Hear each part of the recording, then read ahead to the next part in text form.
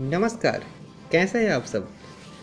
मैं D N Verma, अतिथि सहायक प्राध्यापक राजनीति विज्ञान शासकीय एकलव्य महाविद्यालय डोंडिलोहारा, जिला बालोद, छत्तीसगढ़, आप सभी का डीवी लिसम एजुकेशन में स्वागत करता हूं। उम्मीद करता हूं सब आप अच्छे हैं, मज़े में होंगे। आज का हमारा यह जो टॉपिक है यह संचार पर आधारित है। जी हाँ, आज हम संचार अर्थात कम्युनिकेशन पर चर्चा करेंगे। यह टॉपिक अगर मैं कहूँ तो बहुत ही महत्वपूर्ण है, क्योंकि यह जो टॉपिक है वो आपके विषय से तो संबंधित है, मुख्य विषयों से संबंधित होने के साथ साथ यह अन्य विषयों से भी संबंधित है, यह हम कहें यह सामान्य पेपर से भी संबंधित है। आज हम चर्चा करेंगे एमए राजनीतिक विज्ञान 4th सेमेस्टर सेकेंड प्रश्न पत्र लोक प्रशासन। जी हाँ, लोक प्रशासन का एक टॉपिक है संचार। यह राजनीति के अलावा आपके सामान्य अध्ययन के लिए भी हमने बताया कि बहुत ही महत्वपूर्ण है, क्योंकि आज जितने भी कंपटीशन एग्ज़ाम होते हैं उसमें फर्स्ट पेपर के रूप में अर्थात सामान्य अध्ययन के रूप में संचार से बहुत सारे क्वेश्चन पूछे जाते हैं। आपको यहाँ से पता चलेगा कि संचार होता क्या है, इसमें कौन कौन से साधन होते हैं, कौन कौन सी प्रणालियाँ होती हैं, अर्थात हम संचार की प्रस्तावना से लेकर अंतिम तक चर्चा करेंगे। तो प्लीज़ आप इस वीडियो को बिना स्किप करे अंत तक देखिए, और वीडियो पसंद आए तो लाइक और कमेंट जरूर करिए। तो चलते हैं आज हम संचार पे। जी हाँ, जिसे अंग्रेजी में कहा जाता है कम्युनिकेशन अर्थात संचार। सबसे पहले हम लोग बात करें संचार की प्रस्तावना।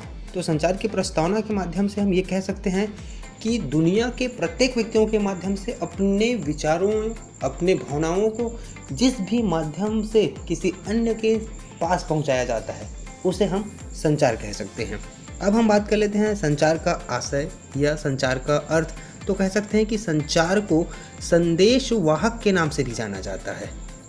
यह शब्द अंग्रेजी में कम्युनिकेशन कहलाता है, और कम्युनिकेशन शब्द लैटिन भाषा से बना हुआ है, जहाँ लैटिन भाषा में कम्युनिकेशन शब्द की उत्पत्ति सामान्यतः कॉमन शब्द से मानी जाती है, और जिसका अर्थ है अपने विचारों को दूसरों तक पहुंचाना अर्थात एक समान। जी हाँ, कॉमन का अर्थ होता है एक समान।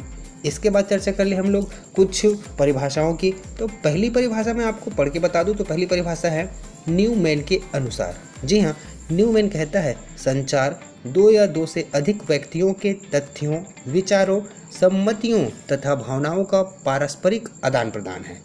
इसी तरीके से आपका एफ जी मेयर कहता है मानवीय विचारों और सम्मतियों को शब्दों, पत्रों एवं संदेशों के माध्यम से आदान प्रदान करना ही संचार है। इसके अलावा एक व्यक्ति के मस्तिष्क को दूसरे व्यक्ति से जोड़ने वाला एक पुल संचार है, ऐसा मानने वाले विचारक में आपका लुई ए एलन है। जी हाँ, लुई ए एलन। आगे हम लोग देखें अब संचार का महत्व या संचार की विशेषता। इसे हम प्रशासन से जोड़कर देखेंगे तो हमारा टॉपिक बन जाता है प्रशासन में संचार का महत्व।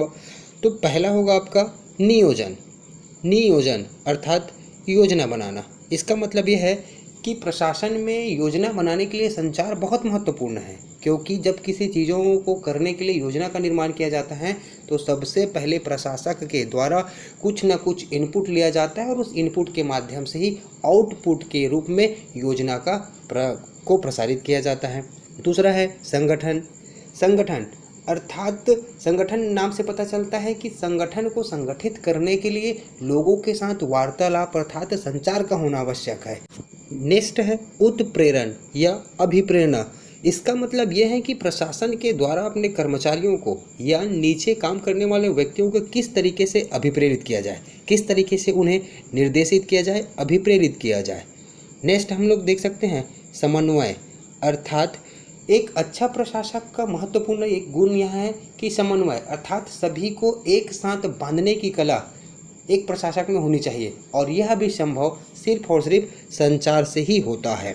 इसके अलावा है नियंत्रण। इसका मतलब ये कि हमें अपने अधीनस्थों को और अपने उच्च अधिकारियों को किस तरीके से अपनी बातों को समझाना है या अपने माध्यम से उनको नियंत्रित करना है, यह भी संचार के माध्यम से ही संभव हो पाता है। इसके अलावा देख लेते हैं महत्व में निर्णयन अर्थात निर्णय लेना। अगर हम किसी चीज़ों को करने के लिए निर्णय लेते हैं तो उस निर्णय को भी किसी को देने के लिए और उस निर्णय पे सलाह मशवरा करने के लिए भी हमें संचार की आवश्यकता होती है। इसके अलावा महत्व और देख लेते हैं प्रभावशीलता। जी हाँ, ये भी बहुत महत्वपूर्ण है। संचार में प्रभावशीलता होनी चाहिए। इसका मतलब ये कि हम अगर किसी बातों को कहें तो लोग उनको अमल में लाएं, इतनी उसमें प्रभावशीलता होनी चाहिए। और हमारा जो संचार है ये न्यूनतम व्यय पर आधारित होना चाहिए। कहने का मतलब ये बहुत ही सरल भाषा में होना चाहिए और सटीक होना चाहिए ताकि लोगों को अच्छे से समझ में आ जाए। अब हम देख लेते हैं संचार प्रणाली अर्थात कम्युनिकेशन सिस्टम किस किस प्रणाली अर्थात सिस्टम से ये काम करता है। तो इसके लिए 3 चीज़ों का होना बहुत महत्वपूर्ण होता है। पहला, संचार की विषय सामग्री। जी हाँ, संचार के लिए विषय सामग्री इस बात पर विचार किया जाता है कि किसका संचार किया जाना है, अर्थात संदेश क्या होगा जिसे संप्रेषित करना है। प्रशासन में जिन उद्देश्यों अथवा कार्यों को ध्यान में रखकर संचार कार्य किया जाता है, उसके आधार पर हम लोग इसे 3 भागों में बांट सकते हैं। पहला, निर्देशन या आदेश देना। दूसरा, सूचना या विचार देना। और तीसरा, सम्मतियाँ अथवा मनोवृत्ति। इसी तरीके से प्रणाली के अंतर्गत दूसरा, संचार की विधि। जी हाँ, विधि। तो इसे भी हम लोग लगभग 4 या 5 भागों में बांट सकते हैं। विधि मतलब कौन कौन सी विधि संचार के लिए महत्वपूर्ण है।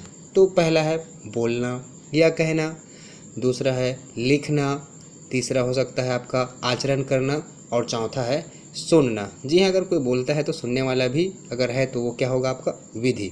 इसके अलावा तीसरा और महत्वपूर्ण प्रणाली है प्रक्रिया। जी हाँ, संचार प्रक्रिया में इस बात पर भी विचार किया जाता है कि संचार की प्रक्रिया कैसी हो और उस प्रक्रिया में भाग लेने वाले व्यक्ति संदेश के संप्रेषण में कौन से कार्य करें। संचार प्रक्रिया को संचालित करने के लिए जो मुख्य तत्व होते हैं वो लगभग 7 प्रकार के मान सकते हैं। जी हाँ, आप लोग इसे याद रखिएगा, ये 7 प्रकार के हैं। तो पहला, प्रेषक अर्थात भेजने वाला, जिनको हम लोग सेंडर कह सकते हैं। दूसरा, संकेतीकरण अर्थात इनकोडिंग, किस रूप में भेजा जाए। और तीसरा, संदेश अर्थात मैसेज। चौथा, माध्यम अर्थात मीडियम। और पांचवा, प्रापक या संकेतार्थीकरण, जिसे हम लोग डिकोडिंग कहते हैं।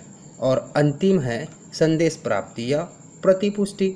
अब चर्चा कर लेते हैं कि इसमें होता क्या है। तो पहला, प्रेषक अर्थात हम लोग बोलने के लिए, संचार करने के लिए एक व्यक्ति होता है, वो प्रेषक होता है, वो हम लोग हो सकते हैं। अब अगर हम लोग किसी चीज़ को किसी दूसरे के पास भेजते हैं तो वो भावनाएं हो सकती है, मनोवृत्ति हो सकते हैं या सूचनाएं, अपने विचार होते हैं। अब अपने विचार को किसी न किसी रूप में तो भेजेंगे। जी हाँ, किसी न किसी रूप में अगर भेजते हैं तो वो कहलाएगा हमारा संकेतीकरण। जैसे हम चित्रों, रेखा चित्रों, आकृतियाँ या संकेती या फिर शब्दों के माध्यम से भेजते हैं। तो पहला, प्रेषक अर्थात मैं।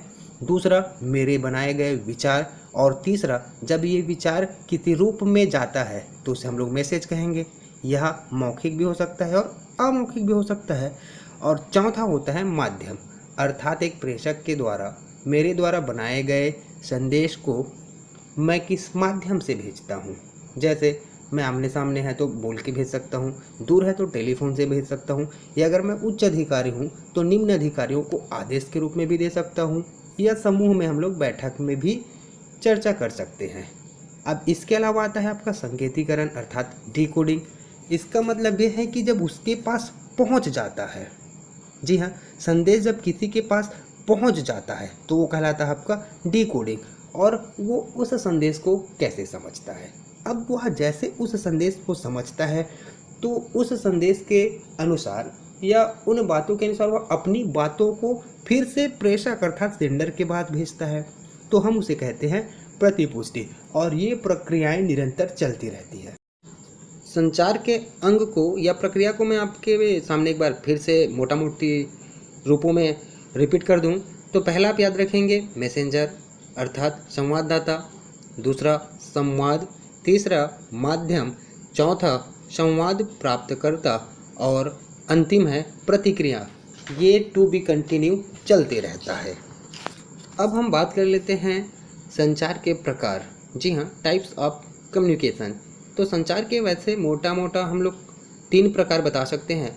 पहला मौखिक अथवा लिखित संचार, दूसरा औपचारिक अथवा अनौपचारिक संचार और तीसरा अधोगामी, ऊर्ध्वगामी, क्षैतिज एवं तिर्यक संचार। ये 3 महत्वपूर्ण हैं। इसके अलावा समय के अनुसार बदलते परिप्रेक्ष्य में ये पर्याप्त नहीं है, तो कुछ विचारक इसको बहुत सारे भागों में भी बांट देते हैं, अर्थात इनको सरलीकरण करने का प्रयास करते हैं। ऐसा भी हम लोग कह सकते हैं कि संचार माध्यमों का विकास मानवीय सभ्यताओं के विकास के साथ संबंधित है। जैसे जैसे सभ्यता एवं तकनीकी का विकास होता गया, संचार में नवीन माध्यमों का भी प्रयोग होता गया और इस तरीके से संचार माध्यम को हम बहुत जटिल रूप में पढ़ सकते हैं। जैसे संचार माध्यम तो पहला शाब्दिक और दूसरा होता है अशाब्दिक। तो शाब्दिक को भी हम 2 भागों में बांट सकते हैं, पहला मौखिक और दूसरा लिखित। इसके अलावा अशाब्दिक को हम लोग लगभग 5 भागों में बांट सकते हैं, अशाब्दिक को 5 भागों में। उसमें से पहला दृश्य संकेत, दूसरा श्रव्य संकेत, तीसरा दैहिक भाषा, चौथा अंतराल भाषा और 5वां पार्श्व भाषा। ये बहुत ही डीपली है, ये जनरली सामान्य पेपरों में इस तरीके के क्वेश्चन पूछा जाता है। अब हम अंतिम में देख लेते हैं कि संचार प्रक्रिया या प्रकार के पश्चात इसमें कौन कौन सी बाधाएं आ सकती हैं। तो जानकार कहते हैं कि इसमें पहली जो बाधा होता है वह अवरोध भाषा की जटिलता, दूसरा हो सकता है प्रेषक एवं प्रेषित के मध्य भौगोलिक दूरी, अर्थात शीघ्र संचार में बाधा उत्पन्न होती है, तीसरा संगठन में कार्यरत कर्मचारियों के मध्य अच्छे मधुर संबंधों के अभाव का संचार पर प्रतिकूल प्रभाव पड़ना, चौथा जब कभी प्रेषक और प्रेषित के मध्य मनोवैज्ञानिक मतभेद उत्पन्न हो जाता है तो वे परस्पर एक दूसरे की बात को सुनना पसंद नहीं करते हैं। 5वां हम लोग बाधा के बारे में बात करें तो 5वां हो सकता है आपका कि संचार की तकनीकी बाधाएं।